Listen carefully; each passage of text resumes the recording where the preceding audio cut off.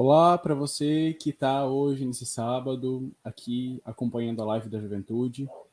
Muito obrigado por estar aqui. Para você que está vendo o vídeo depois da gravação, eu peço que você envie para os seus amigos, curta, compartilhe. Essa é uma iniciativa da Live da Juventude para que a gente consiga escutar jovens da cidade de Foz do Iguaçu, para que a gente consiga propor, assim, algumas resoluções, sabe, daqueles problemas que a gente tem cotidianamente.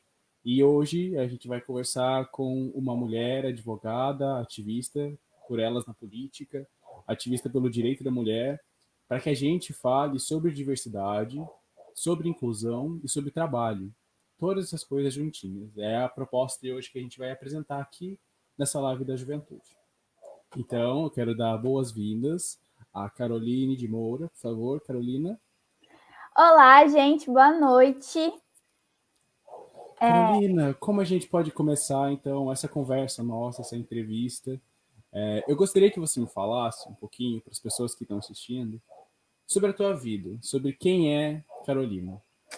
Então, pessoal, boa noite, primeiramente, né? Já falei, mas enfim. Eu me chamo Carolina, eu tenho 23 anos, sou advogada e eu comecei a me interessar por política há pouquíssimo tempo. Desde quando eu era desde criança, assim, eu sempre fui uma pessoa extremamente proativa, sempre gostei de questionar muito as coisas. E em 2018 eu decidi, na verdade, eu me interessei por política na época de eleição, enfim. E agora, esse ano, eu estou fazendo parte da JS. E, e como assim, você pode me contar um pouco sobre esse advogada? Como é que foi ser uma mulher nesse curso, né, nessa área? Como é que foi essa vivência tua dentro da faculdade? Então, a minha faculdade toda eu sempre fui uma pessoa muito estudiosa, assim. Mas eu senti muitas vezes, porque pelo fato de eu ser uma mulher, às vezes a gente acaba sendo questionada mais vezes só pelo fato de ser mulher, entende? Então, eu senti em alguns momentos que eu fui subestimada. Tinha pessoas, por exemplo, que tentavam competir comigo nas notas. Assim, como assim você tirou mais que eu? Na época da OAB também, eu fui super bem na prova, no exame da ordem, e as pessoas falavam, nossa, mas você foi melhor que eu, como assim? Nossa, mas nossa, e todo mundo questiona isso, assim, sabe? E por isso que eu falei, cara, alguma coisa não tá legal. E aí eu comecei a pensar, aí eu comecei a estudar mais sobre violência contra a mulher, violência de gênero, comecei a ver a desigualdade que, assim, tá escancarada no Brasil, não só no Brasil, no mundo todo, mas, assim, no Brasil é muito assustador. A violência contra a mulher, ela tá aumentando cada vez mais, assim, ela sempre existiu, mas agora tá, e principalmente em tempos de pandemia, né, tá aumentando muito. Então, por isso eu falei assim, tá, eu estou enxergando um problema, que é a violência contra a mulher e a violência de gênero. O que eu posso fazer a respeito desse problema? Então, eu comecei a criar projetos relacionados à violência contra a mulher, e só que daí eu comecei a fazer esses projetos e eu percebi que isso não era o suficiente, que eu precisava de mais. Por isso que eu decidi ingressar na política, porque eu acho que a partir do momento que a gente ingressa na política, tem a questão de representatividade que a gente vai falar no decorrer dessa live, a gente começa a ocupar espaço, porque é uma frase que eu sempre falo, lugar de mulher é onde ela quiser. Então, a gente tem potencial para fazer muita coisa, inclusive na política. É muito bom que você fale isso, porque eu imagino que uma série de mulheres que possam estar assistindo agora vão se sentir abraçadas, né? Por entender que essa é uma dificuldade de todas, de muitas, né? E que passam o tempo todo, como você comentou aqui agora. Você falou que então quis entrar para a política, e daí estamos agora nós aqui na Juventude Socialista do PDT. Queria que você pudesse me falar um pouquinho sobre como tem sido os trabalhos, como que você está levando essa tua pauta do direito, né, das mulheres, no Por Mais Elas na política, ao mesmo tempo em que na Juventude Socialista do PDT. Isso. Eu esqueci de mencionar também que eu faço parte do Por Mais Elas na Política, que é um grupo apartidário, que a gente visa incentivar as pessoas a votarem em mulheres. né? A fazer com que encorajar as mulheres a ocupar esse espaço na política. É um grupo muito bacana. E, enfim, respondendo a sua pergunta, a minha trajetória assim no PDT, na JS, tem sido muito bonita, muito desafiadora também, até porque os membros da JS, eles sempre estão muito dispostos a nos ouvir. Atualmente, agora na JS, tem eu, a Isabela e a Ingrid de mulher, inclusive mulheres. Sejam bem-vindas, por favor, estão convidadíssimas para participar da JS. E assim, quando a gente fala de violência de gênero, até porque é uma das ODSs, né, garantir a igualdade de gênero, é muito bacana porque todo mundo dá espaço para a gente falar, sabe? Entendem que esse é o nosso espaço de fala e é a gente que tem que estar ali falando, ó, isso não é legal, não é bacana a gente falar sobre isso, a gente tem que ir por essa linha. Então tem sido muito bacana. Eu participo da JS há pouquíssimo tempo, eu entrei em abril, mas assim, a troca tem sido muito positiva, porque cada um tem uma realidade diferente, tem experiências diferentes, então quando a gente se reúne, é muito bacana porque um vai complementando o outro, sabe? É bem legal. Muito bom que você diga isso, porque eu acho que esse espaço de discussão, quando ele é plural, ele consegue ver o mundo de maneira mais concreta, né? Porque quando você tem diferentes vivências, diferentes maneiras de ver o mundo, inclusive diferentes privilégios e diferentes maneiras de viver, é mais fácil de conseguir entender a totalidade de um Brasil que é muito diverso, né? E a gente está falando de Foz do Iguaçu, então é uma cidade muito cosmopolita, ainda mais que isso. Ótimo. Então, se a gente tá vendo você ali, ativista pelo direito da mulher, ativista na juventude, no por mais elas com a política, e o nosso tema de hoje, ele é diversidade, inclusão e trabalho. Afinal, essa diversidade, como é que a gente pode estabelecer que essa diversidade que a gente chama? É uma pluralidade de minorias? O que você está buscando? Então, aqui eu acho importante falar que a gente tem que visar o coletivo, tá? O fato de eu estar aqui conversando com você hoje significa muito. Uma mulher participando da política e tal, mas não se trata exclusivamente sobre mim, sabe? Então, quando a gente fala em diversidade, a gente tem que pensar no todo, em todo mundo, em toda a comunidade LGBT, todas as pessoas pretas, os indígenas, pessoas portadoras de deficiência e mulheres. Tá, então é muito importante porque na nossa sociedade capitalista, às vezes o fato de, por exemplo, uma mulher estar participando de uma empresa onde só tem homens, totalmente opressora, e isso para eles é o suficiente, entendeu? Ali tem representatividade. Mas, na verdade, essa representatividade não serve muito, sabe? Então, nós, como JS, a gente visa justamente essa coletividade, tá? Principalmente, Lucas, porque o preconceito está aí, sabe? Ele é muito evidente para todas as minorias. E isso resulta também na diferença, na desigualdade no trabalho. Muitas pessoas, por exemplo, da comunidade LGBT, elas não conseguem achar um emprego. Até estava pesquisando sobre isso ontem. As mulheres trans, por exemplo, elas acabam muitas vezes indo para a questão de ser uma profissional do sexo porque elas não conseguem um emprego formal. A gente não tem espaço para esse pessoal, sabe? Então a gente tem que enxergar isso como um problema muito sério, porque todo mundo tem capacidade para fazer o que bem entender, educar as pessoas, levar essa informação, e eu acho que a gente só consegue fazer isso por meio da política.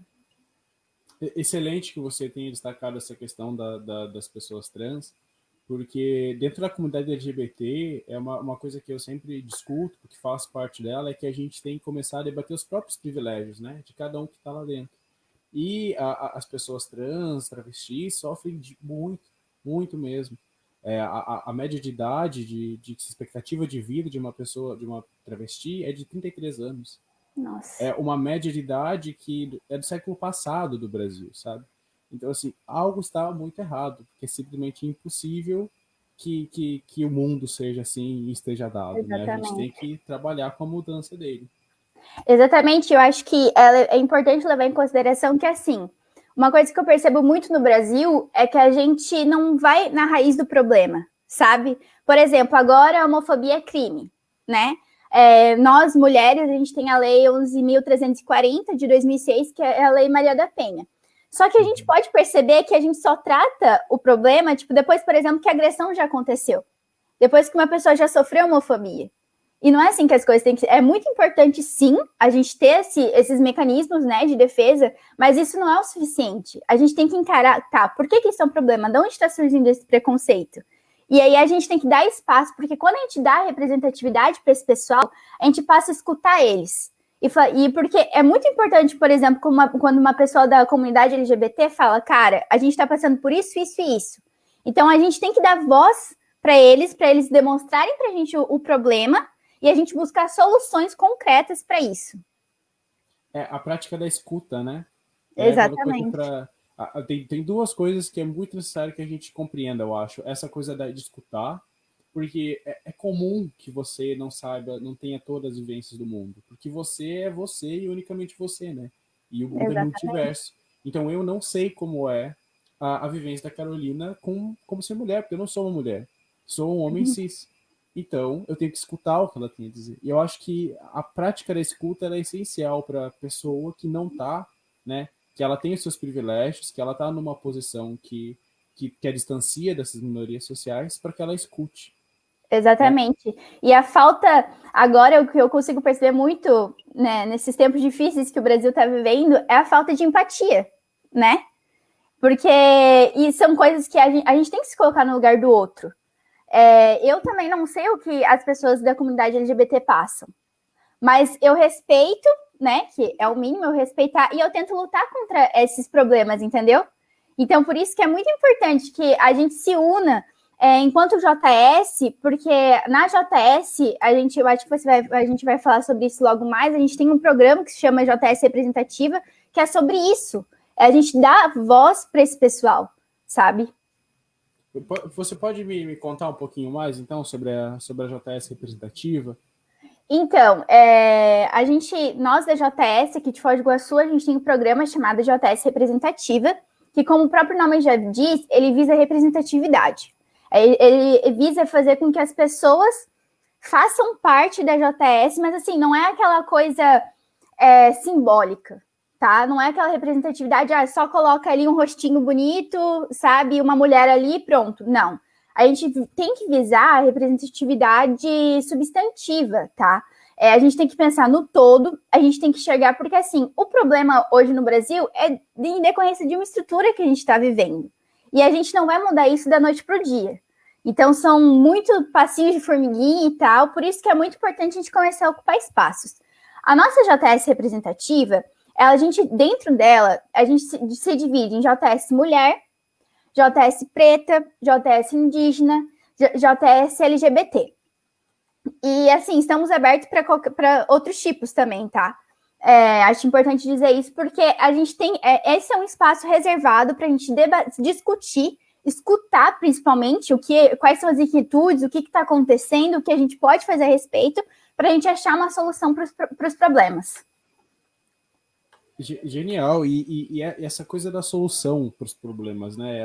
É o que é muito importante que a gente compreenda, porque a gente tem que dialogar e saber que a longo prazo é a educação que vai resolver isso. Exatamente. É a maneira como a gente chega nas pessoas e aborda esses temas, mas essencialmente agora a gente precisa fazer alguma coisa. Algo tem que ser feito.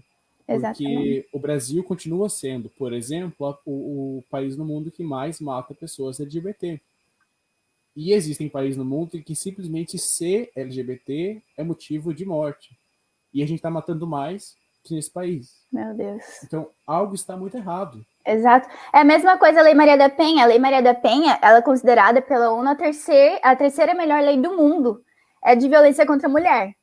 Ela perde só para a Espanha e para o Chile, se eu não me engano. Enfim, mesmo tendo um mecanismo de defesa assim, super bacana, a lei é maravilhosa, 536 mulheres são agredidas por hora no Brasil. A gente tem 180 estupros por dia no Brasil. Então, cara, esses dados, eles são muito assustadores, assim. E eu acho que é por isso que é muito importante a gente começar a ocupar esses espaços, principalmente na política. Porque eu, como mulher, por exemplo, eu tô cansada de ver homens legislando sobre o meu corpo. Se eu posso não abortar uma criança. entendeu? Se eu posso ou não ingressar com uma ação, se precisa da minha voz ou não, se é uma ação pública incondicional, enfim, em termos jurídicos. Mas assim, eu tô cansada disso. Ao invés de ter homens falando por mim, eu quero ter voz. Eu quero estar lá falando. E no âmbito municipal, Lucas, eu acho muito importante. A gente tem 15 vereadores, né, aqui em Foz do Iguaçu. Desses 15, só 3 são mulheres. Então, é uma diferença muito significativa. E principalmente agora que a gente está em época de eleição, é bom isso, até assim, uma reflexão que eu faço para o pessoal que está nos assistindo. Não está na hora de a gente mudar esse cenário, né? A gente começar a eleger mais mulheres. Nós também temos até um potencial melhor do que alguns homens, assim, né? Então, acho que é muito importante a gente falar sobre isso e fazer com que as pessoas coloquem a mão na consciência, assim, e falem, cara, eu acho que realmente agora é o tempo do novo, entendeu? Em tempos que a nossa democracia às vezes está ameaçada e tal, a gente tem que inovar. A gente não dá para a situação pode estar muito favorável para alguns, mas não tá. Assim, tá assustador. A violência, em qualquer forma de violência, ela tem que parar, não dá mais. Muito, muito, muito importante, muito mesmo importante a tua reflexão, Carol. Eu acho que volta naquilo que você falou, né? De ser substantivo, de ser presente e de ser ali, acontecendo. Tem uma crítica, na verdade, uma discussão sobre as eleições de 2018, né? E sobre todo o movimento da extrema-direita no mundo todo. Antes, você comentou sobre as mulheres, né? Elas terem, assim, dá para dizer que elas são muito mais preparadas que muitos homens. Existem estudos que comprovam que os países que estão sendo governados por mulheres estão sendo muito melhor do que países governados por homens no combate ao coronavírus. Exatamente. Uhum. Então, assim, temos dados aqui para mostrar isso, né? Mas voltando, nessa discussão sobre 2018, sobre a extrema-direita, de pensar que eles conseguiram, de alguma maneira, empacotar algo e uma narrativa que marginalizou as minorias sociais, que colocou elas como inimigos da nação e responsáveis por coisas das quais elas não são responsáveis. Nos Estados Unidos, o Trump estava lá atacando os migrantes, né? E aqui no Brasil a gente teve a invenção, que era uma mentira, de um kit gay. De uma coisa completamente absurda que sugeria que ensinariam nas escolas como uma pessoa pode ser para ela ser gay. Exato. Porque era mentira, né? Não tinha nenhum. Sabe, isso nunca passou por lugar nenhum, era uma mentira. E cerca de 36% dos brasileiros votaram acreditando nisso. Claro que a gente vai entrar numa discussão sobre indústria da mentira e tudo mais. Não, mas isso assim... apresenta pra gente, eu vou encaminhar a pergunta, que é o seguinte, eles estão usando, né, essa coisa que chamam de identitarismo de uma maneira errada. A abordagem que a gente está tendo não está sendo boa, porque não está funcionando, né? Sim. Como que a gente consegue aproximar, então, esse debate dos direitos humanos, das minorias, para todo mundo, sabe? Para o trabalhador mais comum, para o estudante mais, sabe, para a pessoa. Então, Lucas, assim, eu acredito que a gente só consegue mudar a nossa realidade por meio da educação, tá? Essa questão que você mencionou do identitarismo é muito complicada mesmo, porque, que nem eu falei, numa sociedade capitalista, quando a gente coloca, por exemplo, uma mulher liderando uma empresa, isso já é o suficiente. Teve um caso, inclusive, se eu não me engano, foi na Prefeitura de São Paulo, uma pessoa preta tá num cargo lá na Câmara de São Paulo, e assim, tá indo contra tudo que a minoria defende, sabe? Então, tipo assim, isso não é... Isso, para mim, é a questão do identitarismo, porque a gente está pensando no individual. E como eu já disse, a gente tem que pensar no todo, a gente tem que pensar no coletivo. O Brasil hoje, ele é um país extremamente desigual. Então, eu reconheço os meus privilégios. Por exemplo, de ter uma internet em casa, das pessoas que estão conseguindo acessar o nosso conteúdo agora em nosso debate. Então, isso são privilégios. A gente tem que fazer com que essas informações cheguem até as outras pessoas, entende? Por exemplo, uma questão que eu acho que é muito importante, a gente falar sobre gênero nas escolas, falar sobre questão de sexualidade. A gente teve um caso recente de uma menina que estava sendo abusada pelo tio, entende? Isso é mais comum do que a gente gostaria que fosse, entendeu? E por isso que é muito importante a gente educar essas crianças, a gente levar essa informação até elas. Eu tenho um projeto meu, que é Maria da Penha vai à escola, que eu quero aplicar aqui em Foz, que é levar noções da Lei Maria da Penha para o pessoal, porque uma coisa que eu consigo perceber muito é que as mulheres, elas são vítimas de algum tipo de violência prevista na lei e nem tem ideia. Porque a gente acha, conforme aparece na TV, feminicídio, agressão física, e a gente acha que só isso se enquadra na Lei Maria da Penha, quando tem vários outros tipos de violência. Então, acho que a melhor ferramenta, a nossa melhor arma é a educação. E enquanto a gente, porque, né, todo um baby steps ali, o passinho de formiguinha, a gente tem que fazer a nossa parte levando essa informação até esse pessoal, sabe? E é bom que você falou de educação, né? Porque a gente se encontra num partido que se chama Partido Democrático Trabalhista e que tem na sua história nomes como Darcy Ribeiro, como Leonel Brizola, que foram assim gigantes defensores da comunicação. O Brizola como um político sempre, o Darcy Ribeiro como político também, mas um grande intelectual. E agora a gente tem o Ciro Gomes trazendo o exemplo do Ceará e trazendo a mostra de que é possível fazer uma escola boa para as pessoas, né? Então, acho que dentro do PDT a gente tem essa coisa de querer educar as pessoas, porque a educação é a única maneira de salvar, né? Salvar todo mundo. E também é dentro do PDT que a gente tem nomes como a Duda Salabert, por exemplo, sabe? Que representam gigantescamente a comunidade LGBT, e Abdias do Nascimento, que é um líder histórico da luta negra, enfim, o próprio Darcy, pelos indígenas. Acho que existe esse histórico que a gente está tentando não só deixar na história, né? Trazer essa diversidade e essa luta forte e propositiva para agora. Exatamente. Um dos motivos, rapidinho, Lucas, um dos motivos que eu decidi me filiar para o PDT foram as ideologias do PDT. Essa preocupação com os trabalhadores, com os jovens, com as mulheres, com as pessoas pretas, os indígenas, porque eu olhei aqui em 2018, né, com a campanha do Bolsonaro, eu vi aquilo e falava, cara, isso não me representa. Nossa, de jeito nenhum, isso não me representa, não é o que eu acredito. Aí veio o Ciro e as propostas do Ciro, eu falei, cara, é isso aí, é nisso que eu acredito, sabe? Então, tem sido muito legal ter um partido que aceite e abrace as minhas lutas, sabe? Então, não só o PDT, mas principalmente a JS também. Pessoas abertas a discutir e resolverem os problemas da nossa sociedade.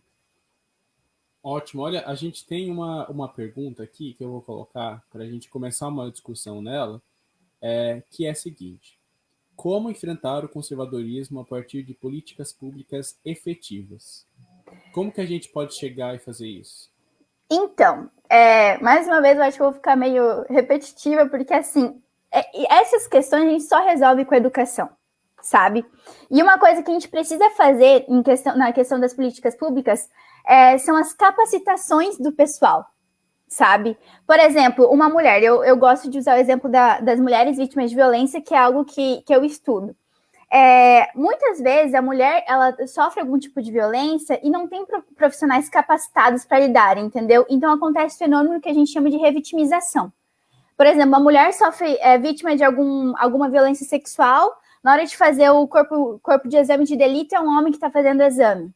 Ela está sofrendo tudo isso de novo, sabe? Ou, por exemplo, uma criança, quando ela sofre algum tipo de abuso. Já teve casos que as pessoas perguntaram: você tem certeza que isso aconteceu? Seu papai pode ser preso. Você sabe disso? Mais uma vez, a criança passando por essa violência de novo, sabe? Então, a gente só vai conseguir enfrentar o conservadorismo levando essa informação e educando as pessoas, entende? Então, esse projeto que eu tenho do Maria da Penha vai à escola é mais ou menos isso, sabe? A gente levar essa informação e falar assim, ó, violência contra a mulher é isso, isso e isso, relacionamento abusivo é isso, assim...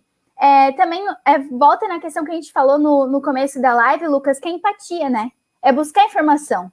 Se a gente tem acesso a uma internet e tal, pô, agora tá tudo muito simples. É só a gente dar um Google que a gente consegue ter acesso a boas informações, a bons conteúdos, sabe? Então, acho que, felizmente, a nossa melhor maneira, de fato, vai ser sempre a educação. E é importante isso porque a educação, ela taca a raiz, né? Ela vai ali onde se resolve o problema. Eu lembro que em 2018, o plano de governo do Ciro Gomes, ele estava muito aberto e muito inclusivo, inclusive pela comunidade LGBT, foi considerado um dos mais bem desenvolvidos.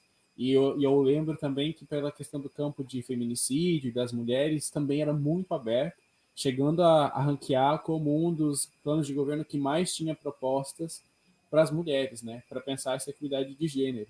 E já existem muitas políticas públicas que são efetivas, porém sucateadas.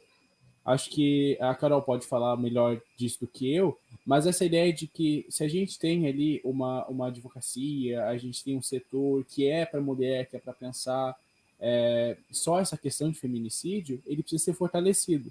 E não Exatamente. sei, Carol, você acha que tá bom como tá hoje? Não, tá longe. E isso é uma coisa que tem me incomodado muito, Lucas, porque assim, a nossa lei, a Lei 11.340, a Lei Maria da Penha, ela é muito boa, sabe? Ela realmente é muito boa, tá no top 3, né, das melhores leis, só que assim, as pessoas, elas estão tentando constantemente, diariamente, alterar essa lei. Porque a violência continua, e tentam alterar, mas assim, a lei não precisa de alteração.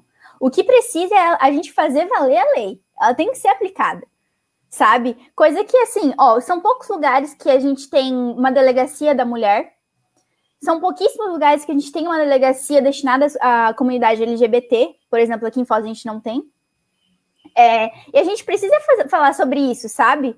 Porque, por exemplo, na Lei Maria da Penha, tem várias... Vixe, eu poderia pontuar várias questões que tem na Lei Maria da Penha que, assim, em várias regiões não existem.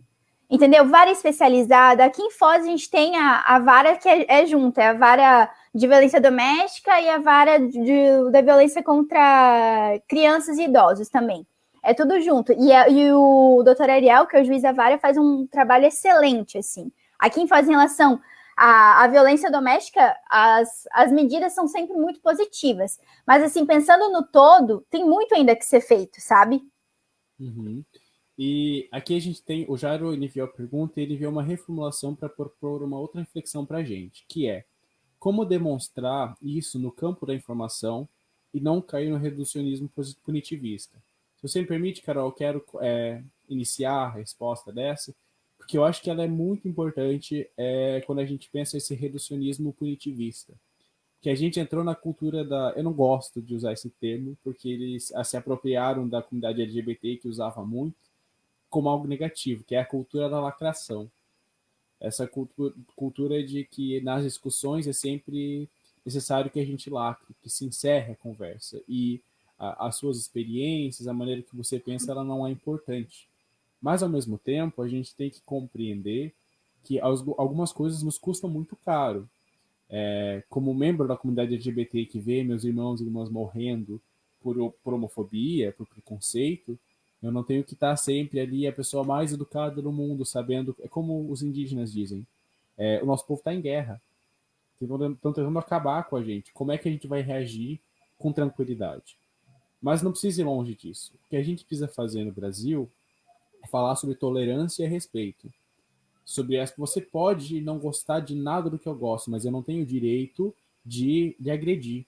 E aí a gente entra em segurança pública, porque agressão, assassinato, seja o que for, que está matando gente no Brasil todos os dias por esses preconceitos, é um crime. Então a gente precisa combater esse crime, sem que seja nessa coisa de simplesmente não lhe ouvir. Só uma frase, Lucas, que eu acho bem bacana, que é assim: violentos são aqueles que provocam a desigualdade social e não aqueles que lutam contra elas. Porque é isso, sabe?